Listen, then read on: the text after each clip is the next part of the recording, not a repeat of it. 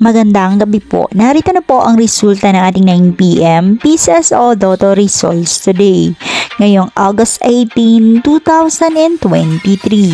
At para po sa draw natin ngayon ay ang Ultra Lotto 658, ang Mega Lotto 645, ang 4D Lotto, ang 3D Lotto at ang 2D Lotto. Para po sa mga bag nanonood, huwag niyo pong kakalimutan mag-subscribe sa aking channel at pahit na rin po ako na notification bell para updated po kayo lagi sa aking mga bagong upload.